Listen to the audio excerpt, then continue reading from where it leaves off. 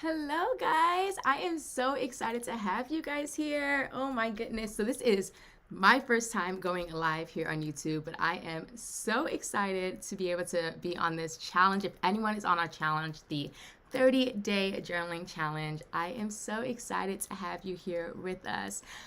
If you're here, I see a few people here, which is awesome. You can write your name in the chat.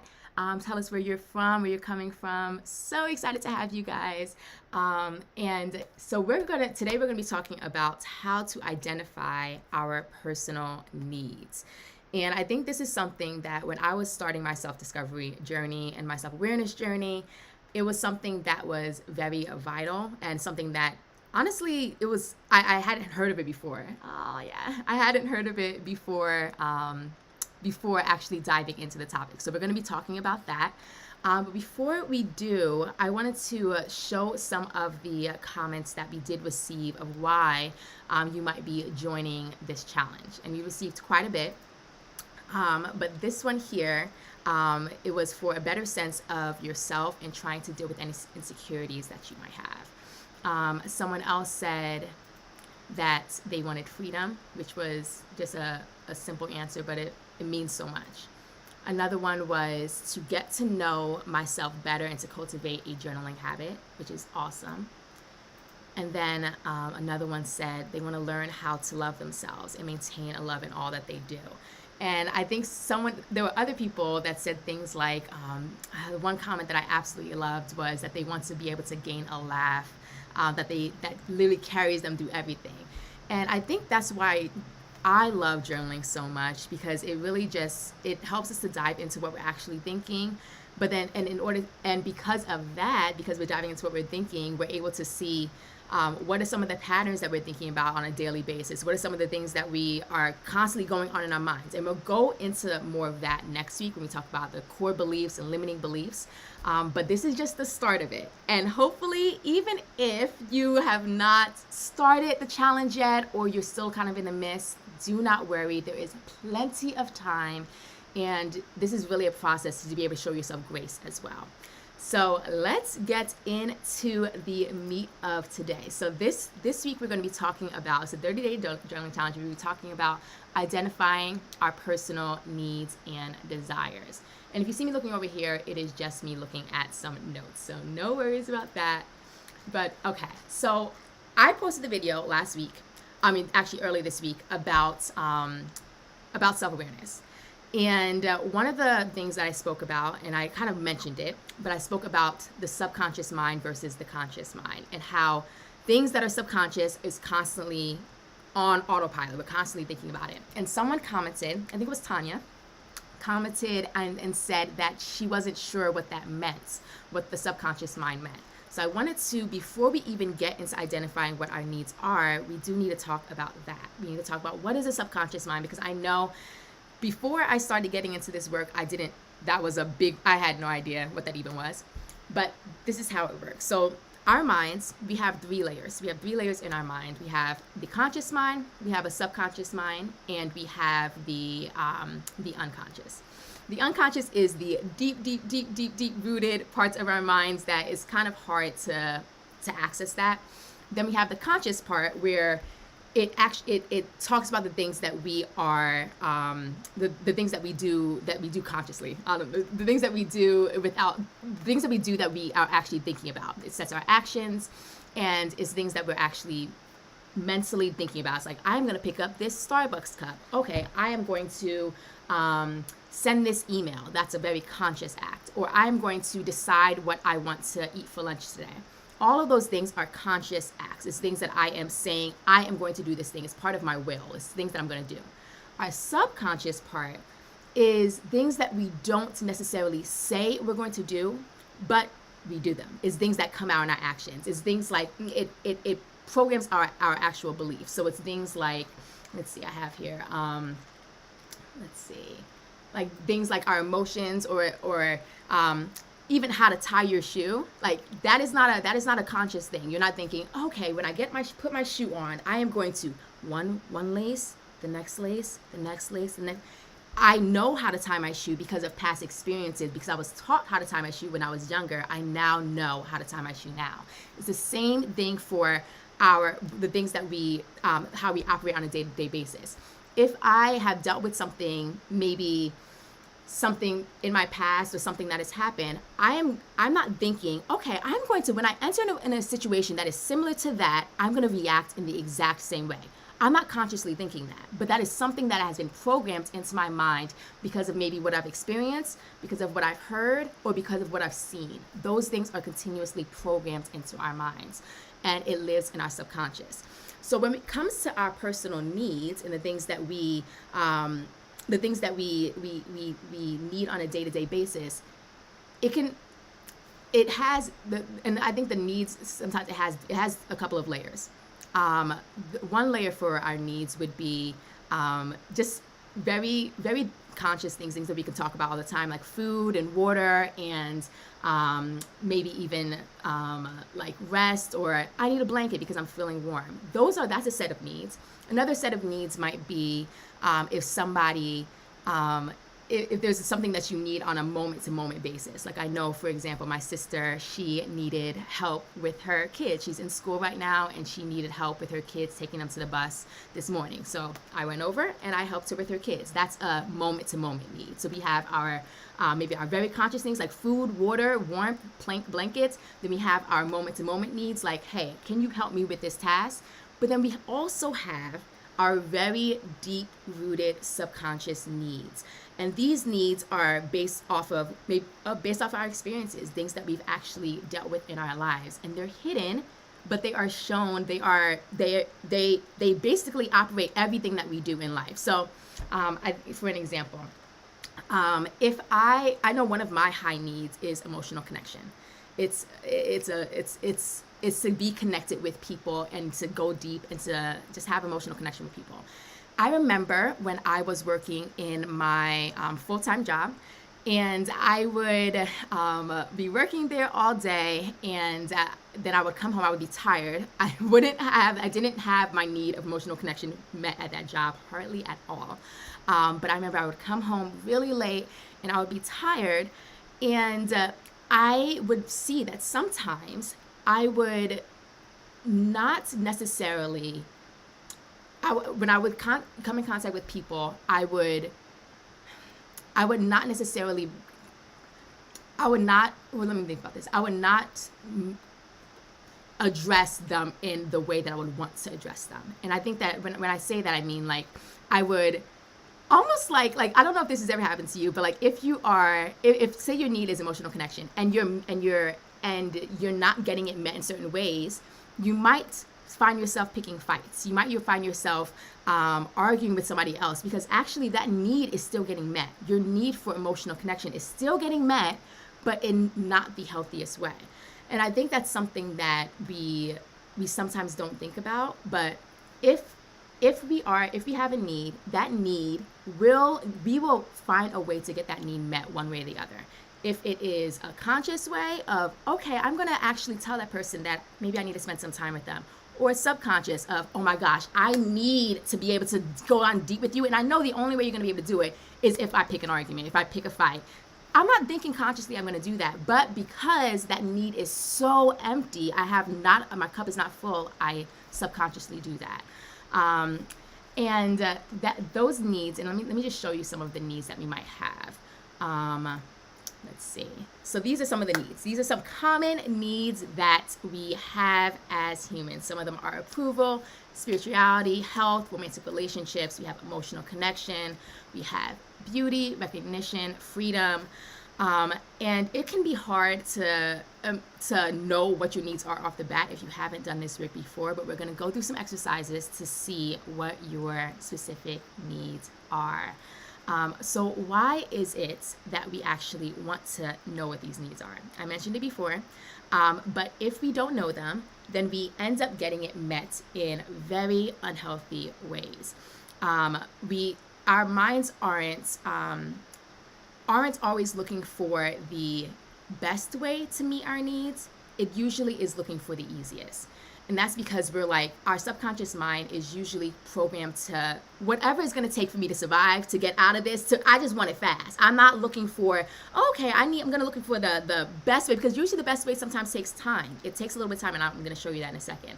But usually that takes a little bit of time in order to meet your needs in a healthy way. So our minds are usually looking for the fastest ways to get our needs met.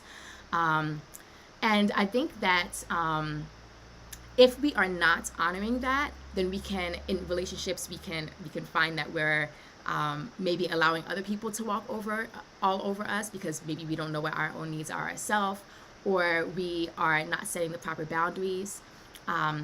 So yeah, and also we're not practicing self-care. We're neglecting ourselves when we really need it.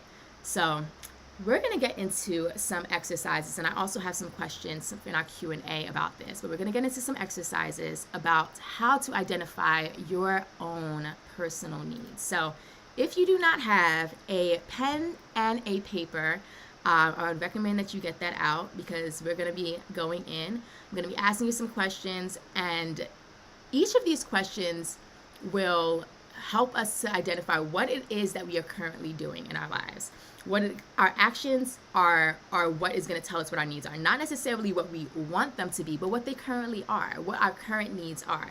I know when I always bring it up, but when I was working full time, one of my highest needs was comfort, was security, because I didn't feel it. I didn't have comfort. My nervous system was always at a extreme low. I was always like super anxious, and like I just did not feel comfortable in my own body. So I needed to do things that was going to bring that comfort to me. I would always take like these Epsom salt baths, or I would always have like low dim lights. Those were me trying to fulfill my need for this comfort, for this security, for my nervous system to come down low. And I think that in order for us to be able to do those things consciously, to be able to say, oh my gosh, like I am realizing, I know one of my high needs is comfort, and I notice that is low right now. I can actually do something about this, instead of just, okay, my need is comfort, now I'm going to, I don't know, something that is not as healthy. So let's go to the exercise. So hopefully you have your pen and your paper with you.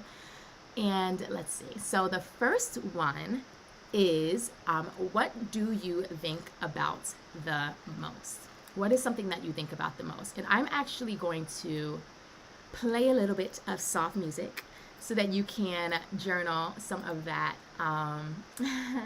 Hey, Heather from Germany. Yes, love you guys. Oh my goodness. Okay. And Lisa from Phoenix. Love seeing you guys here. Oh, I'm so glad, Allie. I'm so glad this is helpful for you right now. Okay, so I'm going to play some music, because this is something that is so vital for us to know about ourselves. And the question is, what do you think about the most? Now, this can be personal growth books. Maybe you're always thinking about reading a personal growth book. That is going to tell you something. Maybe you're always thinking about your family. That might point to, and I'm going to go back to the needs list. That might point to, if you're always thinking about your family, that might point to a need for emotional connection. Or a need for, what else do we have here? Family, a constant need for family. Or maybe for you, that is a need for adventure, because you always have adventurous things. You always do adventurous things with your family. So it's not necessarily how you answer the question, but it's what does what you think about the most mean to you specifically? If your thing is children, for somebody else that could be emotional connection, for someone else it could be safety, because they're always thinking about, oh my gosh, is my child safe? Are they oh my gosh, they're going on the bus this morning, I hope that bus is going to get them to their destination safely. What is it that you think about the most, and why do you think about that thing? So we are going to I'm going to put that question up here and give you time to answer that. I'm going to give about a minute. And if you want to drop some of things that you are thinking in the chat, I can give some live examples as well. If you're kind of like, I'm not really sure this is what I think about the most, but I'm not really sure what need this is pointing to, you can add that to the chat. So go ahead and put some.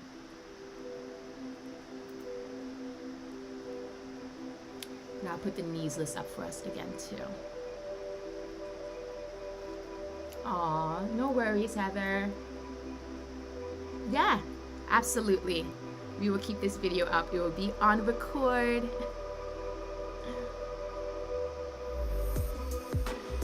So glad you're with us, though. I'm going to put the needs list up for us again here with the question. What do you think about the most? Hi, Trisha.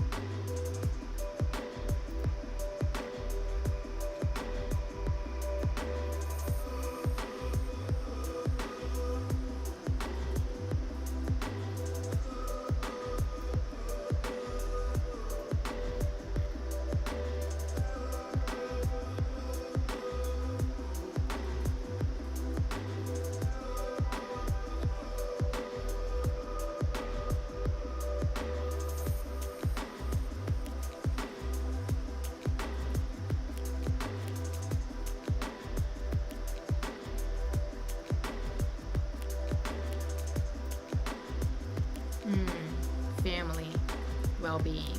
I love that, Trisha. So why is it, what about family do you think about? What is it about your family? What makes you think about your family the most? Is it how they make you feel? Is it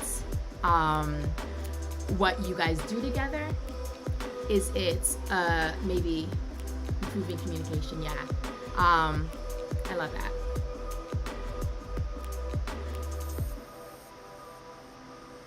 Yeah. Freedom and autonomy, Allie. I can see that. So let's go to the next question here. The next question is, let's see. How do you spend most of your free time? Now this one can be watching TV. And this is how you actively spend it, not how you want to spend it or how you think it is better to spend it, but how do you actively spend your free time? Is it watching TV? Is it painting? That could be creativity. That can mean that. Is it watching the news? Maybe you're constantly, that is something about safety. I'm going to turn the music down just a little bit. Maybe it is, watching the news. It's about safety. That's constantly what you're always thinking about. That could point to a need for feeling safe.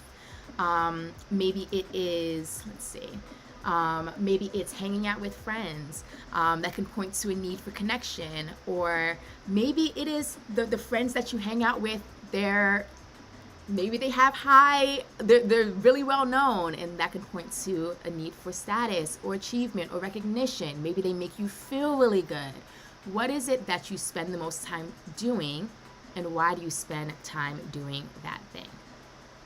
That will point to another one of your needs. And I want, in each one of these things that you are, when you're writing them down, when you're answering the question, how do I spend most of my free time? Or the first one of, what do I think about the most? Or what do I think about the most? I believe it was. Yeah, what I think about the most. Write down the thing, but then also write down what need it points to, because at the end, we're going to tally it up. And we're going to tally up what your top 4 to 5 needs are. It's going to help so much.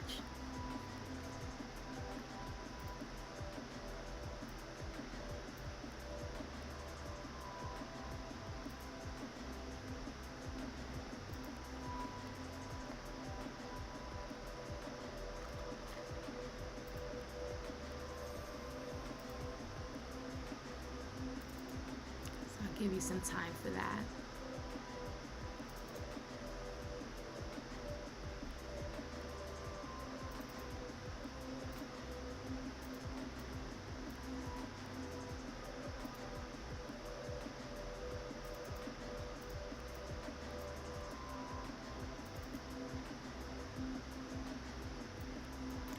Trisha says, free time, grandparenting, and family friend activities. I love it. So, and working as well. So when you are working, actually, if you spend your free time working, which your free time, not necessarily your work time, if you're spending your free time working, that is definitely pointing to something. So what is it? Why do you spend free time working? Because I can relate to that. Well, why do you spend your free time working? Is that for, it could be for security, because maybe if you're not working, then you feel like, the bills aren't going to get paid. It could be for let's see, for status. Maybe you're doing really well at your job or you want to get ahead. It could be for autonomy. Maybe that's like individuality. Maybe you really enjoy your job and what you do there, and you want to you just feel like independent. You feel like yourself there. It could be any one of those things. So why is it that you spend your free time doing the things that you do?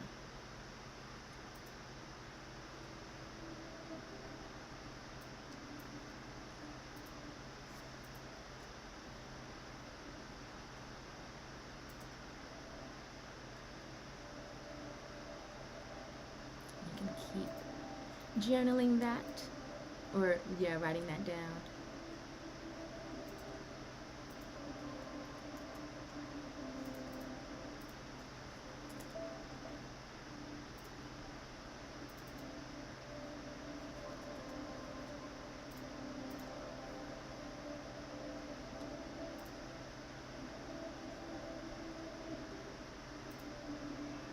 Oh, I love it. Volunteer. That seems like a really big need for you, Trisha. Contribution. Contribution. Yeah. Lisa, watching YouTube videos, learning, growing, validation. Ah, I love it. I love it. Personal growth. It sounds like that's a really big one, especially if you find yourself watching personal growth videos. That is, I see growing there. And I think even taking it a step further when it comes to, I love what you did here, Lisa, because when you go to what am I watching? Oh, I'm watching TV. If you watch TV, what are you watching? Are you watching a lot of soap operas? Are you watching a lot of like melodramatic, romantic comedies? That could be for emotional connection. Or are you watching a lot of just comedies? It could be for novelty, which is something like adventure, like something new all the time. Are you watching the news? It could be anything. Things about social justice. It could be anything. So think about, what am I watching? Because watching TV for one person can be completely different and meet a completely different need in somebody else who has that same exact activity. So I love that you dove in deep there, Lisa. So let's go to the third question here. This third question is, how do you spend your money? How do you, let's see, it's not going here. Let me go here. Yeah, there we go. How do you spend your money? Is it on clothes? Is it on going out? Is it on charities, volunteering? How do you currently spend your money? I'll give just a minute for this one, because then we have 3 other questions, so I'll just give a minute for this.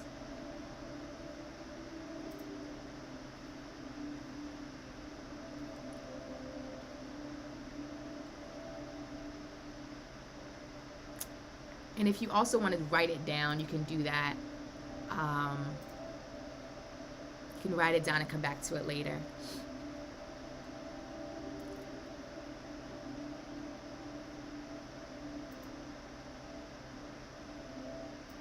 All right, let's go to the next one here. Next question is, where do you show up well without someone telling you to do so? This could be in, this could be in your relationships with other people, with close friendships. Maybe you don't need somebody to tell you to go and ask somebody out to go eat, or to go to the mall with you, or whatever. Maybe it could be paying your bills. You don't need somebody to tell you, make sure that your rent is paid, because that is something that is that's constantly on your mind. You care about that a lot. That could be security.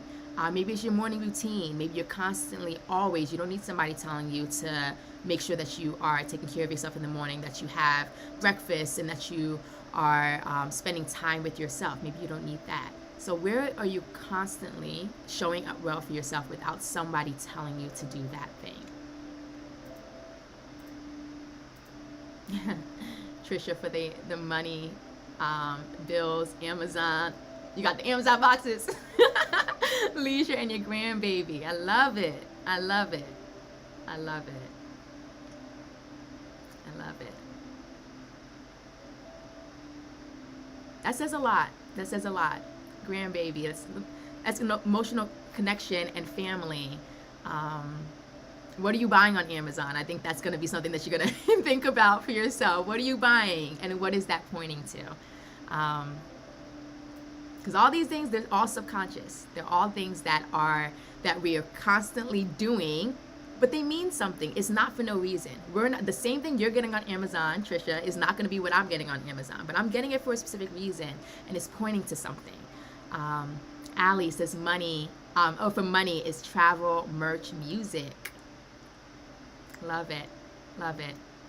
Even the type of music that you listen to, Allie, will point to some needs that you might have. Yeah, if you're listening to music that would bring you calm and peace, there might be a need for comfort. If you're pointing to music that's getting you alive and energetic, there might be a need for maybe novelty. Jerry, me time alone. I love that. Wow, that's really good that you showed well for that. That could really be, I'm going to go back to the list really quickly here, but that could be a need for autonomy. That really could be a need for autonomy, Jerry, if that is one of your big ways that you don't need somebody to tell you. And I can honestly, even hearing that, I can imagine, because I don't know if you guys have ever heard me talk about the attachment styles before. I'm not sure if you've heard about that. It's something that we'll probably talk about at another time. But I can already kind of maybe even see, if that comes very easy for you, I can probably see what your attachment style might be, which is awesome. Individuality, it seems like you probably don't have an issue with that. That's really cool. Trisha, learning and clothes, safety, items for baby, household essentials. Yeah. That's what you get from Amazon. Items for baby, for your grandbaby. Oh my goodness. Family seems huge for you. That's so cool. Yeah, it's so cool. All right, let's go to question number, what question number are we on? We're on 4. Let's go to question number 5. Let's go to question number 5. Oh, yes, showing up, providing for your home. I love it. All right, so question number 5. So what subjects and conversations make you feel the most alive? Now, if you think about this, you can think about, imagine you are on a park bench. You're on a park bench, and you are waiting for the bus. And somebody comes and they sit next to you, and the person that sits next to you is a complete stranger, and they're talking about something. Maybe they're talking about finances. With that, for somebody who maybe has no interest in finances or advancing in that way or whatever it might be, to them, that type of conversation would be the most draining thing in the world. They would be like, I had this person that was sitting next to me on the bench waiting for the bus, and they couldn't stop talking. Like, they could not stop talking. It was not okay. But imagine if you had a high need for emotional connection. I bring that one up a lot because I think a couple of us do have that. If you have a high need for emotional connection, and somebody was sitting next to you and they were talking, it depends on your attachment style if you want to go in deep at that time. But like, if they're talking and it is of your interest, you would be like, wow, I met this like really amazing person today, and they were like, it was just like so sweet. Like, they really, like, I just love that conversation. It is you sitting there as a person. The thing that didn't change was that there was somebody sitting next to you having a conversation with you. But what changed is what they were talking about. And I think the things that light us up in conversations, that make us feel alive, that make us feel energetic, all of that, it points to something that is inside of us that we actually enjoy, things that we that light us up. It points to that. So what is it that, if you were having a conversation with somebody that you know or someone that you don't know, that would actually light you up in conversation? What is that? Let's play my music back up in here. Where my music? There we go.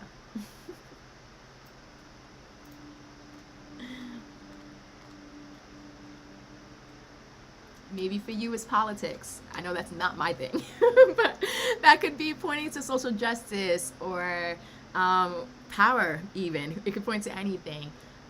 Maybe for you it's mindset. To be talking about mindset. Or business, finances. What is it that lights you up in conversation? Wisdom. Trisha, we would get along. I love it. And I hope I'm saying your name right, Trisha. I love that. I love the way you spell your name.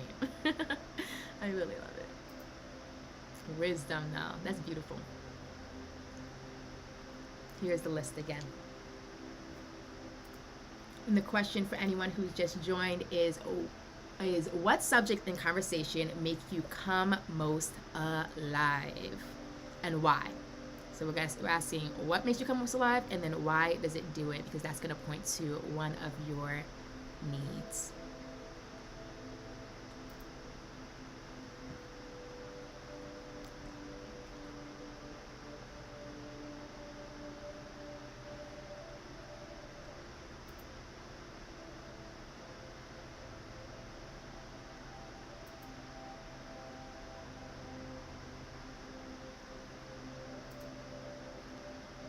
Oh, yay. I'm so happy I said that right, Trisha.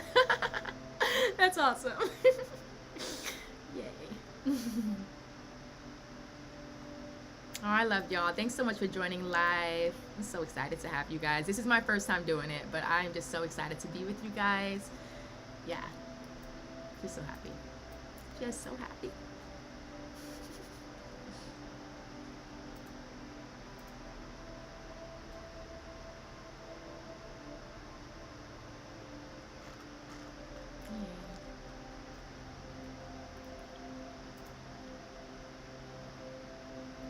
Alright, guys. So what subjects make you come the most alive?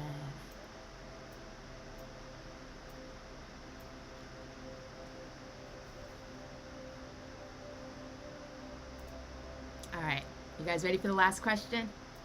You're about to get to the last one. And I think in personal growth, they say that this question, the last question, is what usually helps you to know what you care about a lot.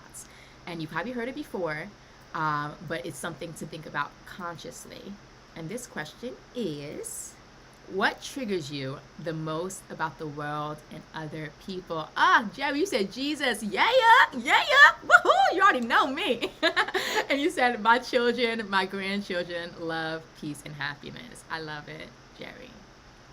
I love it. Trisha, doing good for, oh, thank you. Oh, thank you, Trisha. Doing good for the first time. I appreciate that. I appreciate it. I love y'all. I really do. Okay, so, all right, let me go ahead and play this. So, yes, this question is, what triggers you most about the world and other people? What triggers you most about that? And that could be, let me give you some examples for that. So that could be when people are lazy. That could be something that triggers you. It's like, I can't stand it when people are lazy. Maybe that is leading to a need for achievement, because you're constantly on the go. You're constantly trying to work. You're constantly trying to move ahead. So when someone doesn't want to do that, that triggers you. It doesn't make you feel good at all. It triggers your need for achievement, or for lack of achievement on their part. Maybe when people talk down to somebody else. Maybe whenever you're in a presence with somebody else and they are maybe ridiculing. I know this was a big thing for me, or just, yeah, this is just in general a really big thing. When I would see somebody else talking down to somebody, or like trying to make them embarrassed, or just something real rude, like, like that could mean that you have a high need for respect. Like you want respect, and you want other people to respect each other. It can mean that.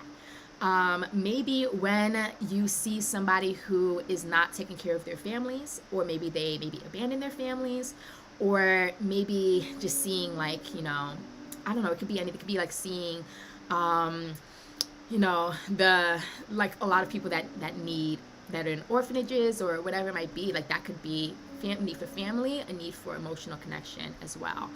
So what is it that triggers you the most about the world and about other people around you? What is something that triggers that? Conflict, confrontation. Yeah. Oh, confrontation. That's interesting. That's interesting. And you can think about why that is. People talking about others' bodies. Allie, that is interesting. That is interesting. And is that because I guess what is the reason for that? Is that because you want everybody to feel comfortable in their body? Because that's very specific there as well, which is really good. Is it because you don't want them to feel bad um, about their own bodies? So I would love some context for that too. Lisa, you said unfairness, arrogance. That makes sense. That can lead to respect, a need for respect as well. So it's the things that annoy us, but what does that point us to what we need in a situation? Because I love that. Unfairness and arrogance. Yeah. Jerry, you said the negativity of people and how they think they're wrong is right or okay. Yeah. I'm seeing a lot of the like to people doing things towards other people. I'm seeing a lot of that, which I think that makes so much sense why I feel like we're connected because I care about that so much too. Yeah, I really do. I really do. So I love that. A lot of these are seem like they're pointing to respect as well. So that's good, and maybe even community. So that's great. So now that is the last question here. So what I want you to do is I want you to tally up if you have them. Yeah, okay, Ali, you gave some more context there. You said, yes, I feel like everyone should be comfortable in their body, and when people comment on it, they just bring others down. Yes, I experienced body image issues growing up. Ali, that makes so much sense. When I tell you guys, that is where a lot of our needs come from. If we have dealt with things when we were younger, let me just turn this down a little bit more. If we've dealt with things when we were younger, or things even not just younger, if things in a relationship that we've had with somebody in our even adult years, it can change what it is, how we see the world. And how we see the world impacts what it is that we decide that we need from the world, that we need to feel safe, that we need to feel okay, and like we're a part of the world and that we belong. Like, what is it that I feel like I need, like that I belong in this world and feel like I'm safe in this world? That would, yeah, that really impacts it. The things that impact our mind the most is what we have experienced. So things that we've experienced in our life, things that we've heard over and over and over and over and over again. If you've continuously always heard that that maybe money is bad, or you don't, or that we'll never make money, or whatever it might be, then you might have a really low need for achievement, or you might have a really low need for success or status. And it doesn't necessarily mean that that's a bad thing. It's just maybe what your experiences have shown you.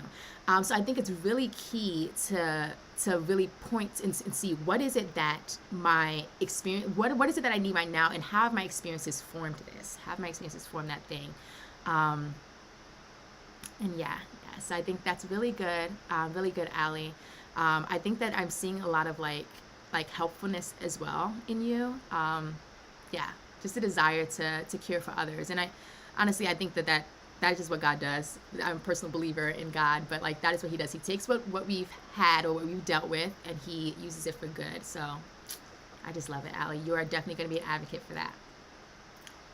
All right, guys. So now I want you to tally up what you guys have and see what needs that you have, your top 4 to 5 needs. And you can feel free to replay this if you didn't get a chance to do it live with us. But hopefully that would help you do that. And we'll talk a little bit more about that I have some upcoming videos. I have one video out right now about identifying your needs or knowing what it is to have a need, because that was so foreign to me before.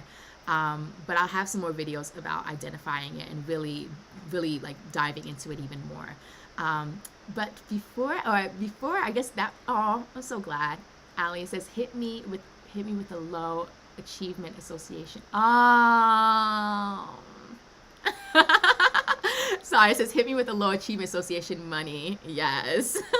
Covering face helps a lot. No, it does because and we're going to get into that next week, guys. We're going to get into where our limiting beliefs come from, because it points to our needs, but also points to our limiting beliefs, like this, like I just talked about with money. It points to that, the things that we've experienced in our life. And if that is not something that we actually want to continue to believe, there are ways to reprogram it as well. But I'll talk about that next week. So hopefully this session helped you guys. We're gonna go into some Q&A right now. I have a couple of questions that did come up that were really awesome questions, especially people that were going through the journaling challenge. I'm gonna pull them up right here, and if you have some questions that you didn't get to ask in the Q&A forum, you can feel free to add them to the chat, and I would be happy to answer them for you. So our first question, and I don't have the names here just in case they wanted to be anonymous, but one of the questions was, what do you do when you, oh, actually, let's see. This is the first question I want to answer. That isn't actually, so let me go to this one. Since the first one was, why is it difficult to find 30 things that bring you joy?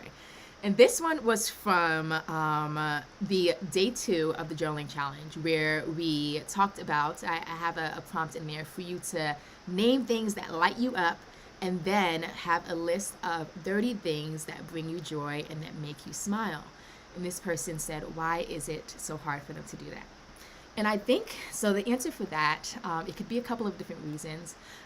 It could be that maybe you've been programmed so much to not see the small things in life, to not see the things that might be happening just in your regular day life.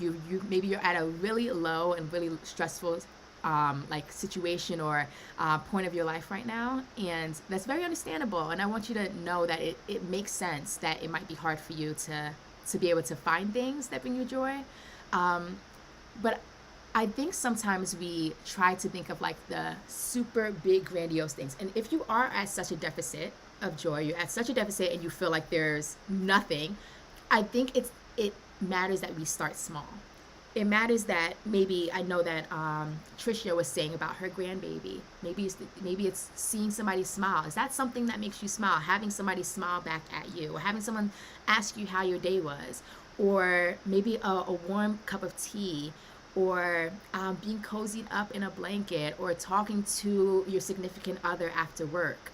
What is it? It can be small things. It doesn't have to be something super grand and super big. I love, oh my gosh, there was somebody that commented on my journaling video. Oh my goodness. And maybe you're watching here now.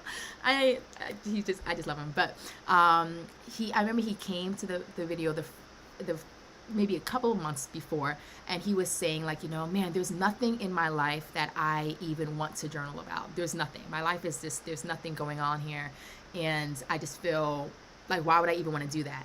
And I just encouraged him to just start small. Like, maybe even journal that maybe there's nothing for you to journal about. Start small. Start with that.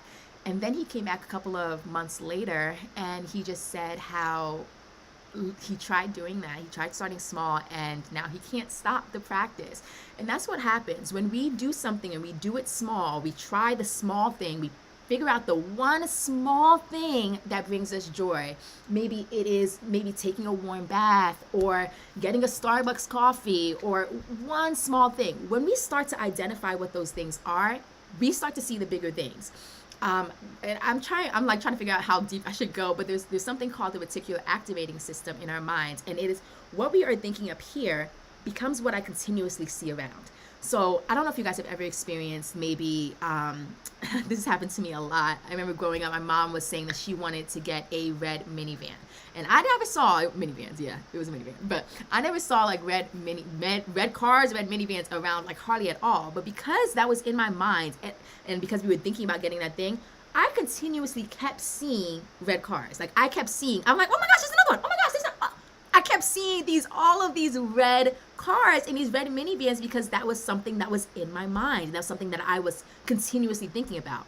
So if I am purposefully trying to find something that brings me joy, and I'm purposefully like, okay, I'm going to go about this day today, and I'm going to try to figure out what things light me up.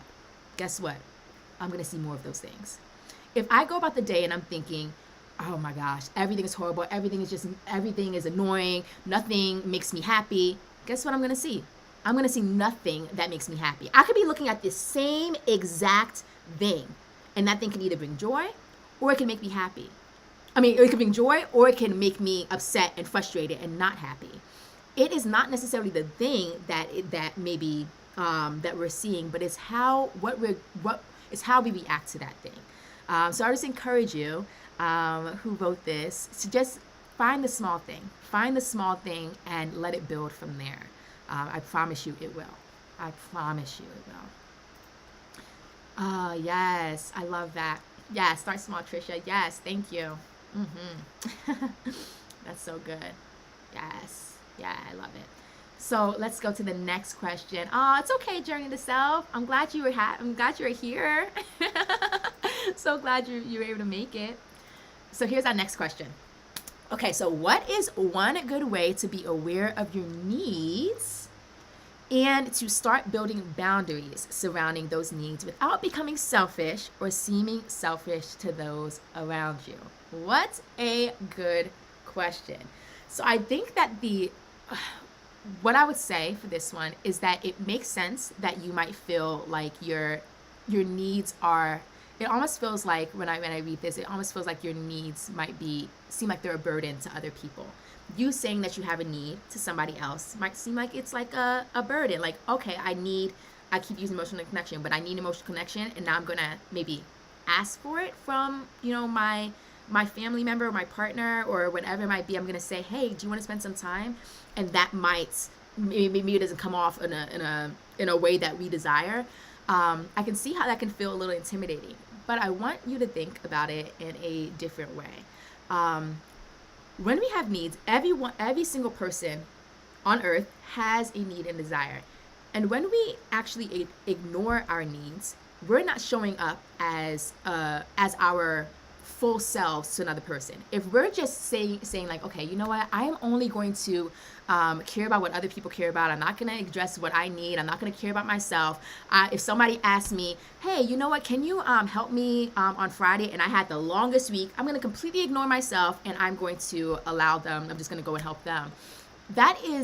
I'm not going to be showing up my full self when I'm going to go help them. I'm going to be maybe frustrated. Maybe there's going to be building some resentment. Maybe there's going to be some anxiety because I have all this work I have to do over there. So I'm not showing up as my best self. So when we actually address our needs, we fill our cup up first, we're not just benefiting ourselves, we're actually benefiting the other person too. And I want us to reframe what that looks like. When we are fulfilling and we're focusing on ourselves in a moment, it is not just for us. It is for us, for sure, but it's not just for us. Because now I can show up completely authentic, completely myself, not trying to make you fill my cup. My cup is already full. My cup's already full, so I'm not trying to make you feel that. And then another reason that I would say why it is important to be aware of your needs and build boundaries around them without feeling like you're selfish is that when we don't allow ourselves to build boundaries around our own needs, then that also kind of means that we're not going to be respecting somebody else's as well. Because if we think that, someone has a need, that thing could change, it doesn't really matter, they don't need to spend time on themselves, they don't need to have self-care, then guess what I'm going to do? When I see somebody else that is trying to meet self-care or trying to take care of themselves or trying to, maybe they want individuality, they want autonomy, I'm not going to respect that. I'm going to say, no. We don't have needs here. No one has needs. We all have to just sacrifice and do whatever the other person wants. That doesn't exist.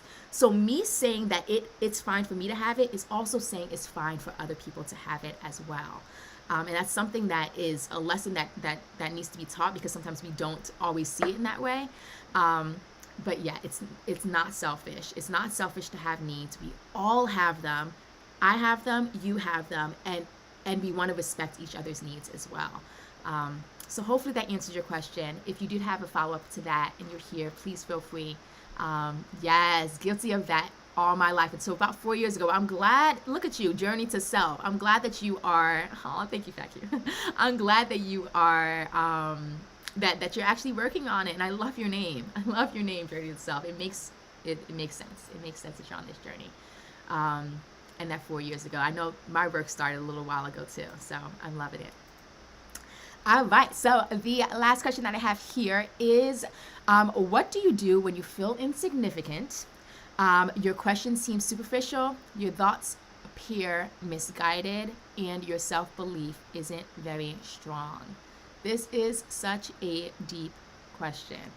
Um, and I was thinking about it, and I was like trying to think about this question, and like, because this is so deep, and I just have so much compassion for the person who wrote it, because I've definitely experienced in my life where it's like I don't, nothing seems like it's like I'm trying to do these journaling prompts, I'm trying to answer these questions, but it just doesn't feel like, I feel like I'm not getting anywhere with it. I'm not getting anywhere, and I almost kind of feel like I'm lying to myself. Like I'm like trying to answer these prompts, but I feel like I'm lying. What do we do with that?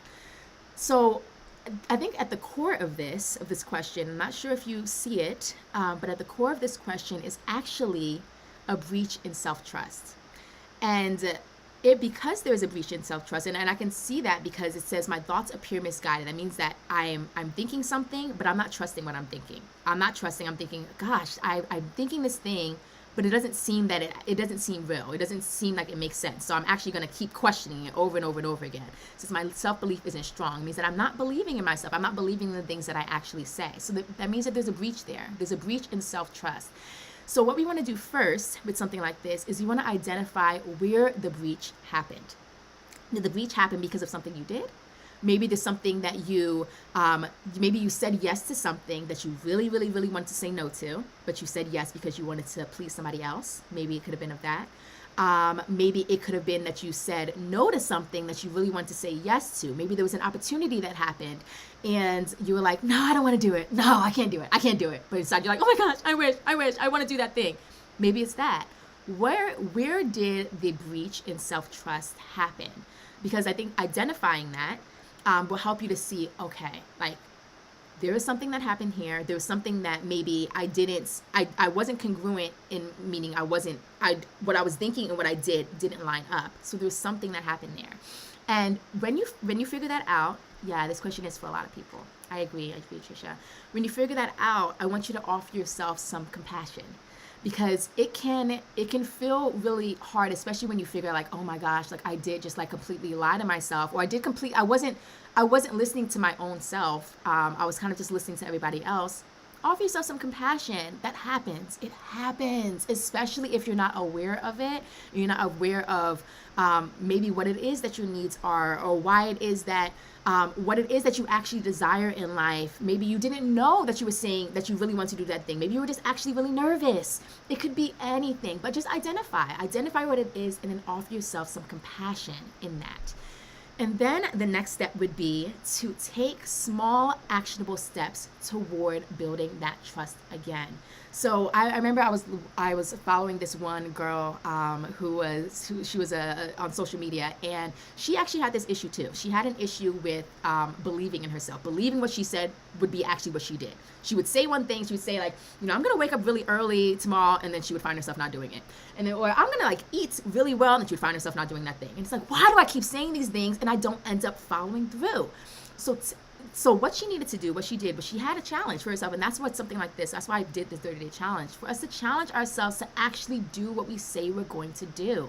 So this girl, she went on a challenge for herself, and she said she was going to walk every single day. She was going to take a walk outside every single day, and really, and that would help her to, and every time that she said yes to that thing, she was building self-trust. Like, okay, I don't want to do it today, but I'm doing it. I don't want to get up and do so and so, but I'm going to do it anyway. Every time we take an action that is congruent to what we said we're going to do, we're building that self-trust in ourselves again. And then what the last step in this would be to just celebrate it. To celebrate when you do that thing. It can be easy to just say, oh yeah, that was fine, that was normal, of course I was supposed to do that. But celebrate it. Tell yourself, like, that was not easy for you. I didn't think that I could do that thing, but I did it anyway. That is huge, because now it puts positive reinforcement to something that was hard for you. Something that was not easy for you to do. Now you're putting positive reinforcement to say, oh my gosh, like I am like, that thing doesn't equal bad now. It now equals something good. Me doing what I say I'm going to do, actually it leads to something really good. It leads to me encouraging myself and really being positive for myself. So hopefully that makes sense. Oh goodness, Jerry, he said these questions almost hurt. I was made to believe that I'm not lovable. Nobody is ever going to love me. I didn't realize the truth until I was an adult and Jesus found me. Oh my goodness, Jerry, Jerry, Jerry, Jerry. Yes, I understand you. I get it. And we're gonna talk about some of those limiting beliefs next week. Things like I'm not lovable. That's huge. I know one of the things that I believed for a long time was that I'm not enough. That was huge for me. Huge, huge, huge. And it impacts every single thing we do. We don't want to act because we feel like we're so and so and so. You're not, maybe if you feel like you're not lovable, maybe you might not show up as well in relationships. So you might not show up your full self in a relationship, or maybe you limit yourself from having a relationship. There's so many things that having these core beliefs will limit us from. And we want to nip them in the bud so that we can be everything that we're called to be. So hopefully that answered your questions. I am so happy to have you guys here, and I don't know if there's any other questions or comments that you might have, but if not, then we are going to sign off, and what we're gonna do. I know I sent out a check-in email on Wednesday. I'm going to send another one out tomorrow for you guys to just let me know how the week is going for you, see if we need to change anything for next week. Next week will be on our limiting core beliefs. This week was all about self-awareness, and we had some prompts about that. Next week is going to be all about our core beliefs, tackling that at the core, all our limiting beliefs, trying to pull those up, what those are, and we'll have our live again on Friday. So thank you guys so much again. I'm going to be coming back. We're coming back here again on Friday here. I did also post something about having a community group as well for this. So I'm still tallying up the results for that. But if we do have, if there's enough buy-in for it, then we will have also community groups. I was thinking about Mighty Networks. So we'll see about that, but you can check your email, Tricia, for that. And then I'll be sending out the week 2 prompts on Monday. So yes, thank you guys so much again. I love you guys. I love you, and I hope you guys have an amazing day. I hope you have an amazing day. Thank you all. Bye, guys. Bye-bye.